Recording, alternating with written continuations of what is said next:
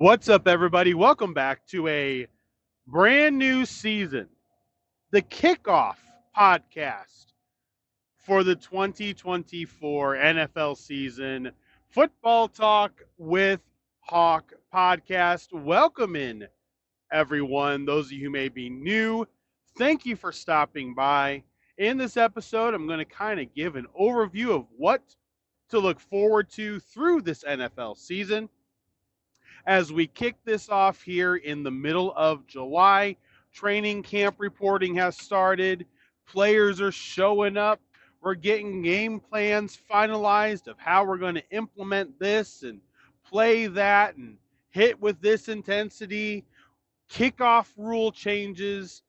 Everything we need to know is about ready to come to light of how this season is going to play out, and I am outrageously excited. This year, I'm going to add a little bit more. So, first of all, thank you so much for stopping by. Make sure to hit that subscribe button, hit the like button on the podcast. It helps the analytics. My goal is to grow this channel a little bit. I am not looking to get ginormously huge. I'm not looking to get revenue out of this or anything. I want to be able to just do what I do. We're going to talk football. We're going to talk other sports as different things happen periodically, but majority football from now until we get through the Super Bowl and we get through free agency. And then honestly, we're going to take a break. I tried to do some episodes with basketball and baseball, and I'll just be honest with you. The basketball podcast didn't end up sounding horrible. I just never published any of them. I got 8 of them. 8 just sitting there from the beginning of April, doing a weekly basketball podcast all through April, all through May, and then I did a couple in in the playoffs. They weren't bad, but there's not as much intensity about it. Threw in some hockey, as hockey had an outstanding Stanley Cup, and we're going to touch on some of the other sports in this episode here. But really, what I want to do in this episode is welcome all the new listeners, anybody who's listening for the first time, and really lay the foundation for how I want to grow in the podcast and then with the podcast itself. So in the podcast, I really want to be more organized in purpose of how we do each episode. If you guys are watching on YouTube, which is mainly the place I am right now, Spotify, this is also on Spotify. So if anybody's listening on Spotify, don't want to forget you. Thank you so much. But for those of you watching on YouTube, the graphic that is on the screen now is the graphic I'm going to attempt and put a purpose behind using for every episode.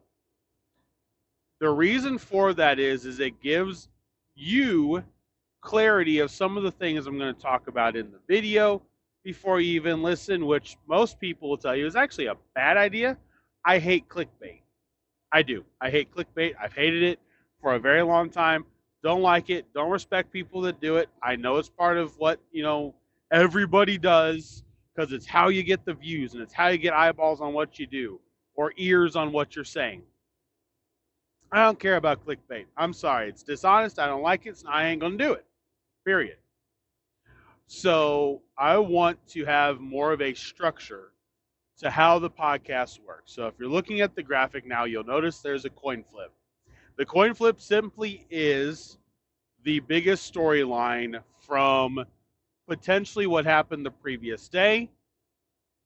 Obviously, the Monday episodes, the coin flip is going to be potentially the biggest upset or the biggest injury, something to that effect. But relatively the biggest story, just to give us a launch pad for the rest of the episode.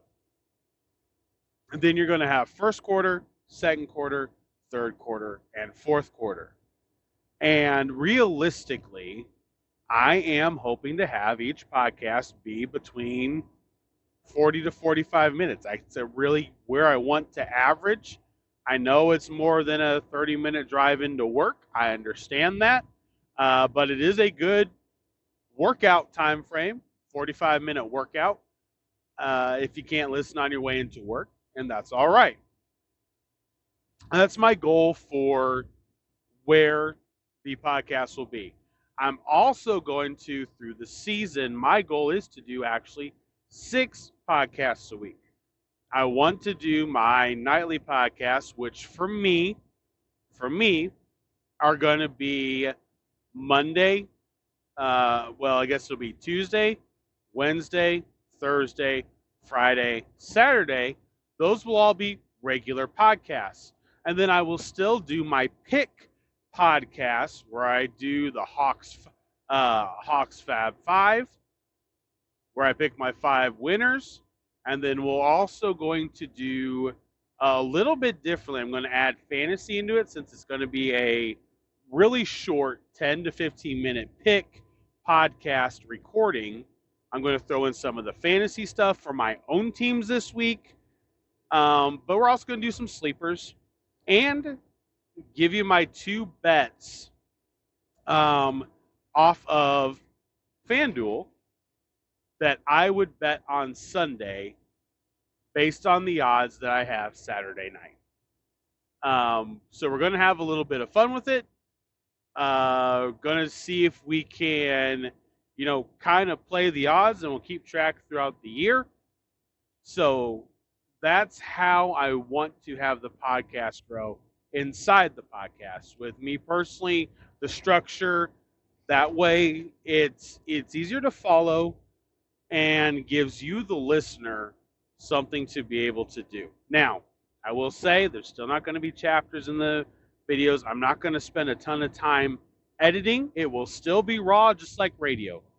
My mom had always told me I should have been on radio, and trust me, there's not a day goes by most times that I don't wish that there would have been different circumstances to allow me to have gone to school to be able to do that, because I enjoy it.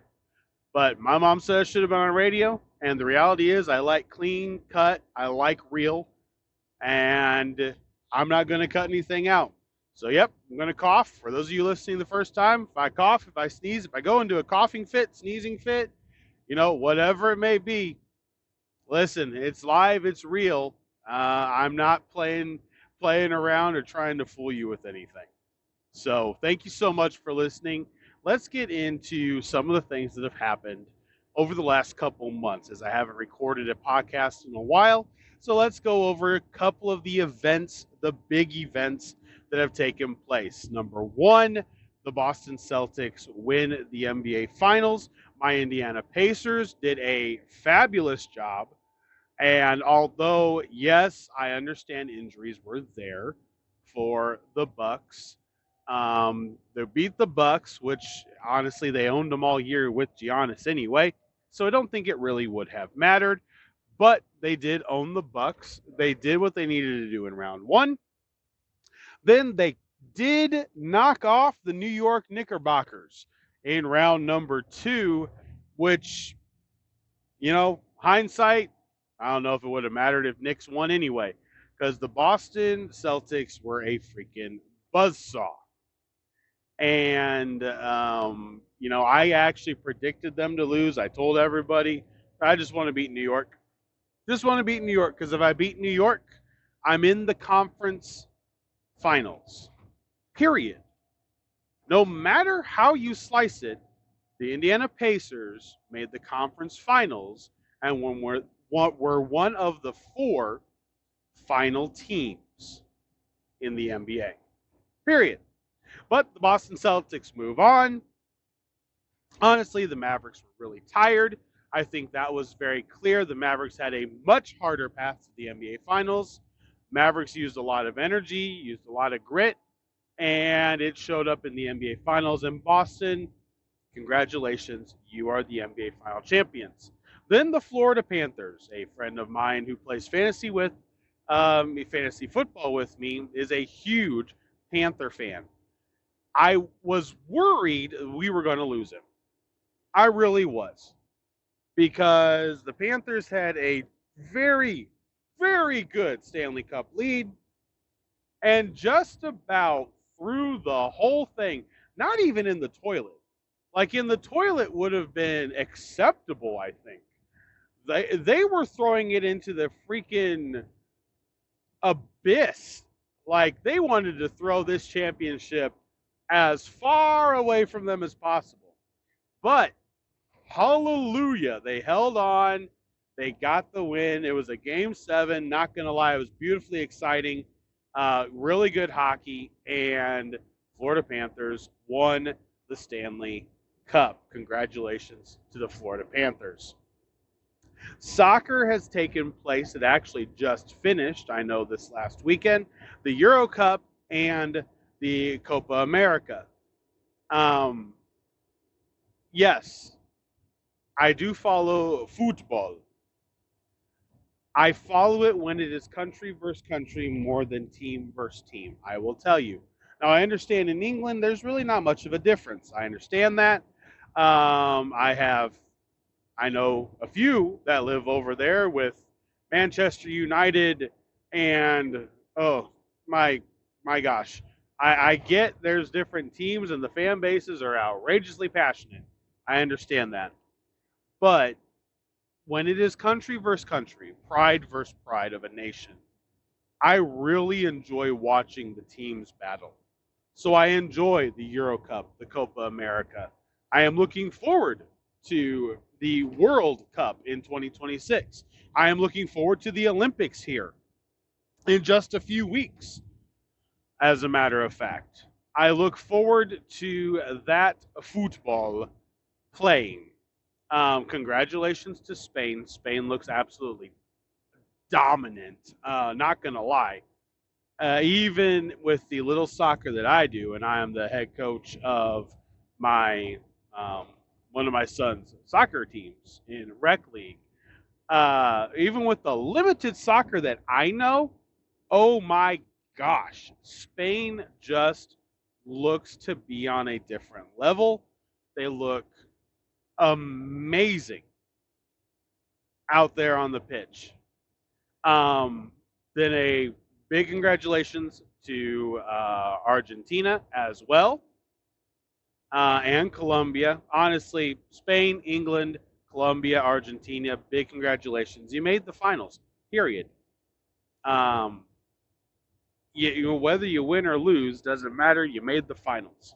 Now, the other thing is, who didn't make the finals? Well, the United States. They fired their manager. Most wanted this to happen. Watching how everything had taken place, this is a more or less a case of, this really reminds me of an Andy Reid scenario with the Philadelphia Eagles.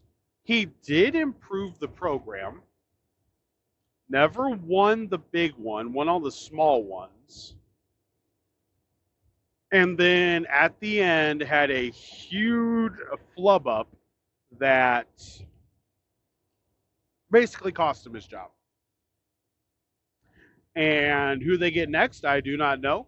I do know, as a hosting nation, as an American, period, first and foremost, as an American, I want to do good in the 2026 World Cup. I want to make it out of group stage. I want to be there in the 32-team bracket fighting. Period. That's what I want. That's pride. That is country pride. So that is what I want to be able to do. I understand making the move. It makes a lot of sense. There's no doubt about this. Can't blame the organizers whatsoever for wanting to make that move. Really can't. And I don't. So there's a lot of excitement about who the next manager is going to be, and we shall see what comes of that. All right, let's get into some football news. Real football, not football, but football. Let's get into some football news. So, number one, we've got quarterbacks that are still partially injured. Dak Prescott still having issues with his ankle. Anthony Richardson for the Indianapolis Colts. This bozo didn't do his physical therapy over the freaking spring. Has really shown immaturity over the spring. It doesn't look good for Anthony Richardson. Not going to lie. The rawness has actually come out more in the injury in the offseason than it had during the season. His shoulder is still not right. It is still sore, and that's because he kept skipping out on physical therapy treatments days at a time. This is from inside. Yes, I do know people inside the Colts organization. People inside. He wasn't going to his physical therapy appointments. He reneged on a meeting with Peyton Manning to be able to learn. Honestly, the guy has already lost me, period. He can do pretty good this year. I don't care. You're not professional enough for me. You're the quarterback. And another rookie who was drafted the same year as you, a pick earlier, one pick earlier, made the playoffs, won a playoff game, and that's what matters. You were too injured to be able to play anything and have refused to even decide to slightly alter how you play. But nonetheless, I digress. Yes, I am really ticked off about this because the Colts, you'll find out in my standings predictions how much I'm upset. But anyway, Prescott's still partially injured, still having issues walking around. Aaron Rodgers looks good. Hopefully he's able to go. Matthew Stafford, hopefully his arm is fully healed up as of right now. Looks like it should be. Carson Palmer understands the questions about his health at this point. Legitimately, Joe Burrow. Joe Burrow has a lot of questions now, and they're legitimate. He is one injury away from the Bengals having to say, do we need to draft the next guy? One injury. One more. You can't get injured 3 seasons in a row. It can't happen.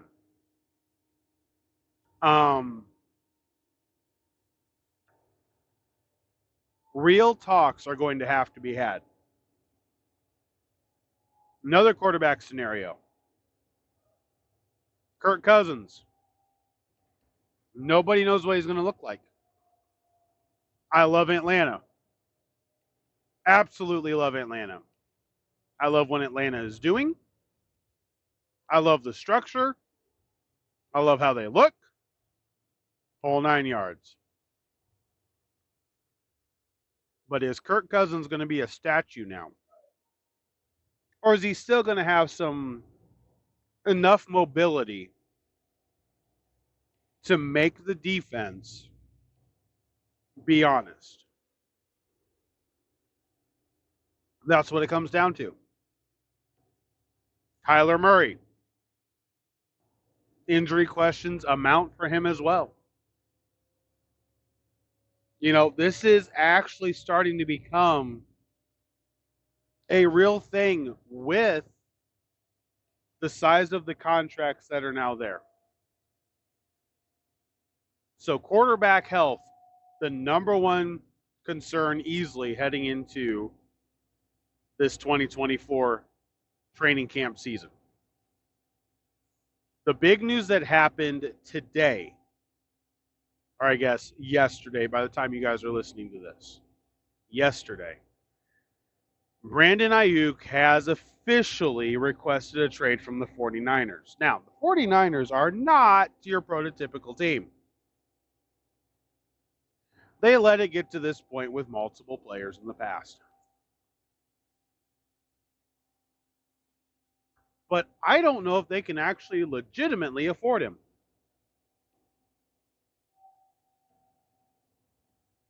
Which is why I think they are delaying. And they have every right to. He's under contract.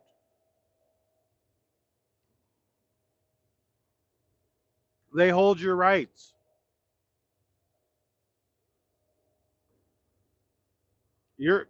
Seriously. You're not making nothing. Last year, you blew up. And this is what bugs me in sports in general, that it's cash in on one good year.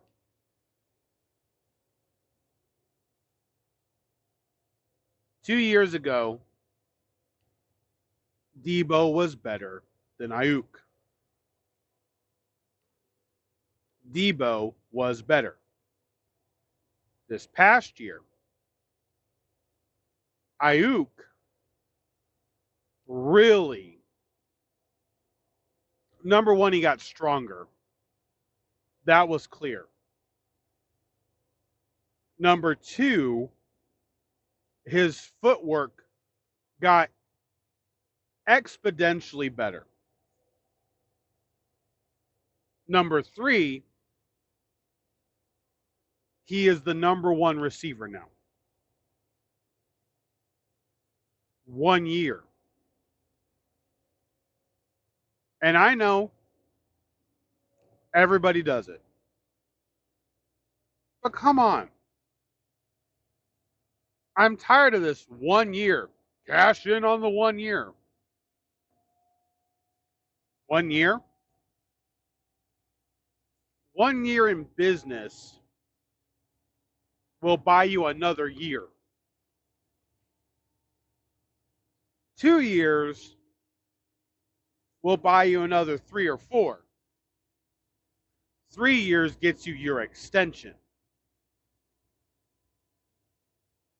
For 5 years, they believe that's who you are.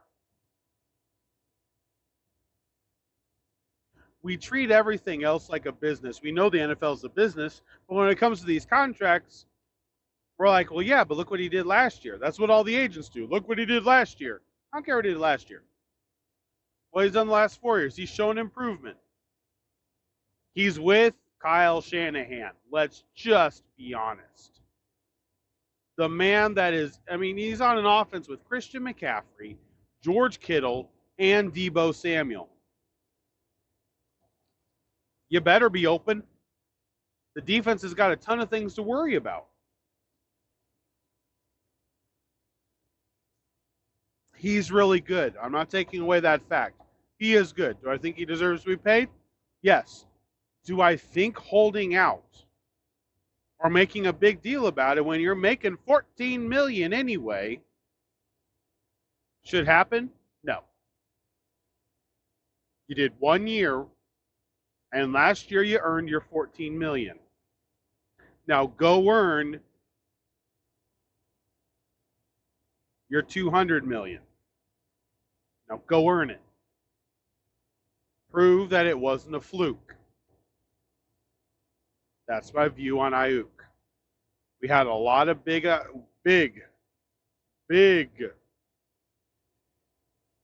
extensions happen for receivers. I'm sorry, with how good receivers are now that come out, Adunze,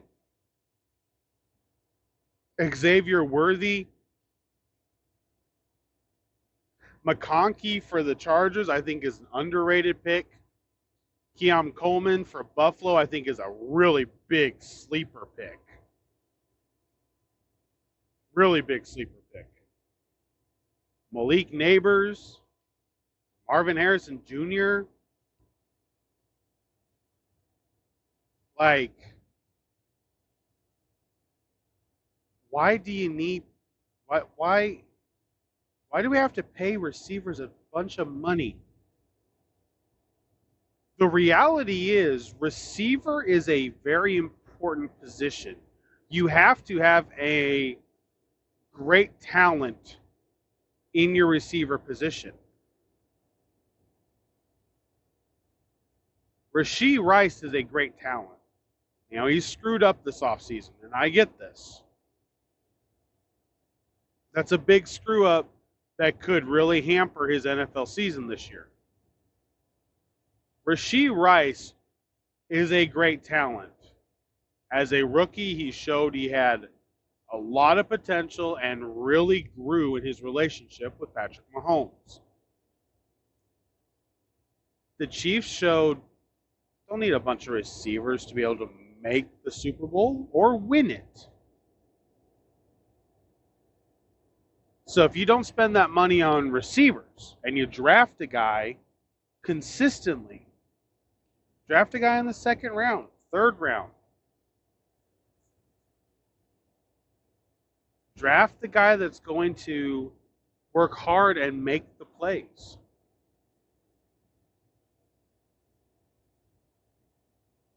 It's like Ricky Pearsall for Florida, from Florida, they got drafted by the Niners, is why I thought they were going to trade Brandon Ayuk. Straight up. Told some of my friends the minute that happened, I go, they're opening up the door to trade Ayuk or trade Samuel. Samuel has the shorter contract. They could lock up Ayuk with 5 years if they could trade Debo. But if you trade Debo, you trade away who is currently right now your all-play guy, which Pearsall can be. But I thought that because of how the camaraderie has worked between Shanahan, Debo, McCaffrey, and the way that they're able to use everything, I thought they were going to let Pearsall go wide or let Debo play more legitimate receiver, which he does like to do, and trade Ayuk if they couldn't truly afford it down the road. I thought it opened up the opportunity for a trade. That's what I thought. Now Ayuk requests the trade. If they trade Debo, they can give Ayuk the extension. So the cards are going to be played very interestingly here. We're going to get into training camp. Debo, I think, is secretly on the market. That is my feelings. Fully could be wrong. I feel Debo's on the market due to how the cap works. Debo is on the market. He's older. He does deal with a lot more injuries. Ayuk is younger, and you can get him for 5 years. You got Pearsall for a while. You can legitimately lock in that perfect wide receiver room to be able to make all this work. So that's my take on the Ayuk situation. Now, what else? There's a lot, and I get this. This is a blanket question. What else is going on? Well, the reality is the rule changes have got special teams coordinators really actually having some fun with what they're going to try in this season. I'm looking forward to it. So I will tell you right now, if you're listening and you are skeptical of what the kickoff rule change is going to do to the game, I'll tell you what it's going to do. It's going to take away your 5-minute bathroom break that you get every time a score happens. That's what it's going to do. So if you are married to going to the bathroom every time your team or the other team scores, then I understand how this will impact you and frustrate you, because you're going to miss some exciting football. Yes, I'm being sarcastic. Absolutely. Because I believe that this is going to revive the kickoff, the excitement. It's going to make it a play again, because the averages, like teams have percentages. They don't want to put a team on the 35. For heaven's sakes, you don't want to put a team on the 40. You put a team on the 40, 20 yards, you're in field goal range. For goodness sakes.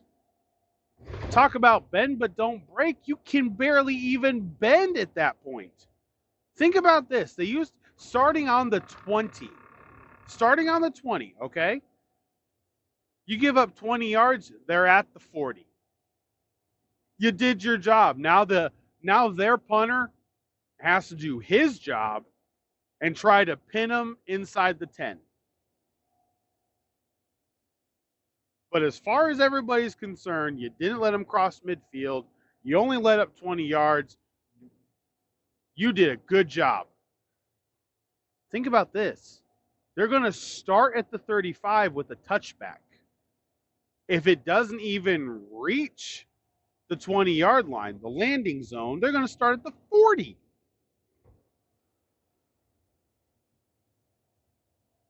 That 20-yard line thing is long gone. Okay? Long gone. I love how this is going to play out. Do you give certain teams the opportunity to return a kick?